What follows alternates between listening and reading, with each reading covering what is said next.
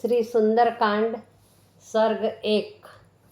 સતી શિરોમણી સીતાનું હરણ કરીને લઈ જનાર રાવણની શોધ કરવા માટે દેવયોનીઓના આકાશ માર્ગે હનુમાનજી રવાના થયા।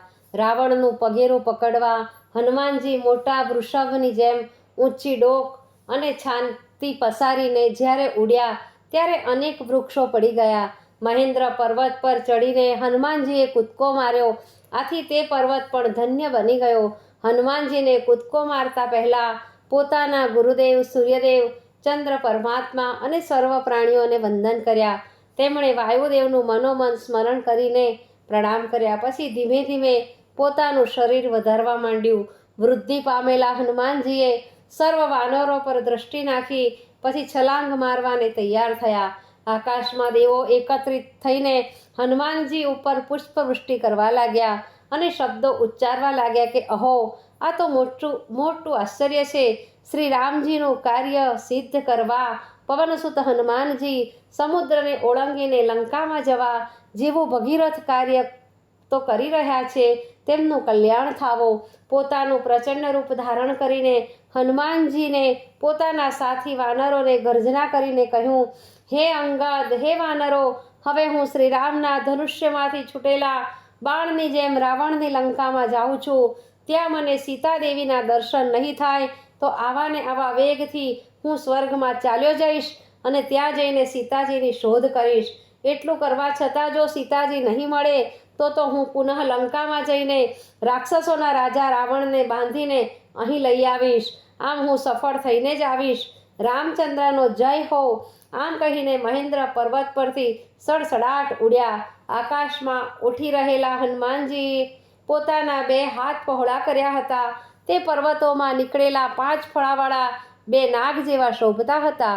જ્યારે હનુમાનજીએ મોં ઊંચું કરીને ઉડતા હતા ત્યારે આકાશને ગ્રહણ કરવા ઉડતા હોય તેવા દેખાતા હતા। વાયુમંડળમાં ઉડી રહેલા હનુમાનજીના નેત્રો અગ્નિની ચિનગારીઓ જેવા પ્રકાશતા હતા। તેમનું પૂંછડું વાયુમાં ફરકી રહ્યું હતું, તેનું પ્રતિબિંબ સમુદ્રમાં પડતું હતું। તે કોઈ અતિ તેજસ્વી નૌકા ઝડપથી ગતિ કરતી હોય તેવું દેખાતું હતું। સમુદ્રના જે ભાગથી હનુમાનજી ઉડતા જતા હતા ત્યાંના જળ ખળભળાટ કરીને ઉછળતા હતા। હનુમાનજી મહાવેગથી ઉડી રહ્યા હતા। સમુદ્રમાં પર્વતો જેવડા મોટા મોજા ઊભા કરતા હનુમાનજી ગતિ કરી રહ્યા હતા। તરંગો એવડા મોટા ઉડતા હતા કે તેની છાટ આકાશમાં પહોંચતી હતી અને તેના બનેલા વાદળા જે વડે છવાયેલું આકાશ મેઘમંડળથી ઘેરાયેલું લાગતું હતું।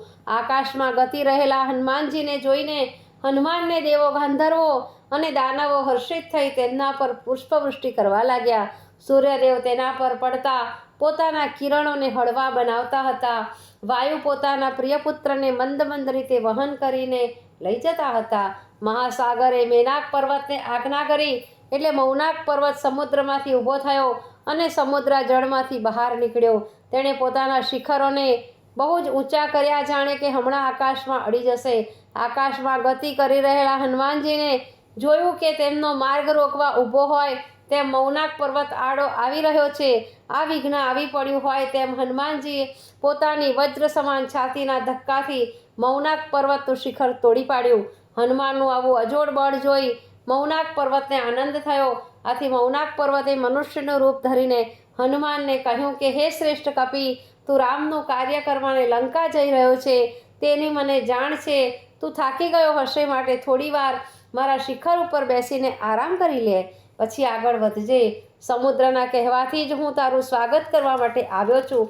મારા પર ઊભેલા વૃક્ષોના પાકા રસદાર ફળોનું ભોજન કરીને આગળ વધ। તું સર્વશ્રેષ્ઠ વાયુદેવનો પુત્ર છે, આથી હું તને વાયુદેવ જાણીને જ તારું સ્વાગત કરું છું। મૌનાક પર્વતના આવા વચનો સાંભળીને હનુમાનજીએ જવાબ આપ્યો, હે મૌનાક પર્વત, હું તારી સ્નેહની મિત્રાચારીની વાત સાંભળીને બહુ જ પ્રસન્ન થયો છું। તારા સ્નેહથી મારું સ્વાગત થયું એમ તું સમજજે, પણ હું રોકાઈ શકું તેમ નથી। હું જે કાર્ય કરવાને જઈ રહી છું તે કાર્ય અતિ ઉતાવળનું છે। એક પળની આજે મારે બહુ જ કિંમત છે। વળી તે મારા વાનર મિત્રો પાસે પ્રતિજ્ઞા કરી છે કે હું 100 યોજન ક્યાંય વિશ્રાંતિ વિના એક જ કૂદકે પાર કરી જઈશ। મૌનાક પર્વત સમુદ્રમાંથી બહાર નીકળીને હનુમાનનું સ્વાગત કરતા જોઈ સ્વર્ગના દેવો પ્રસન્ન થયા। ઇન્દ્રે મૌનાકને અભય આપીને કહ્યું કે હે પર્વત શ્રેષ્ઠ, આજે હું તારા પર પ્રસન્ન થયો છું. તે હનુમાનજીનું સ્વાગત કરીને દેવોનું જ કાર્ય કર્યું છે. હનુમાનજી શ્રી રામનું કાર્ય સિદ્ધ કરવાને જઈ રહ્યા છે.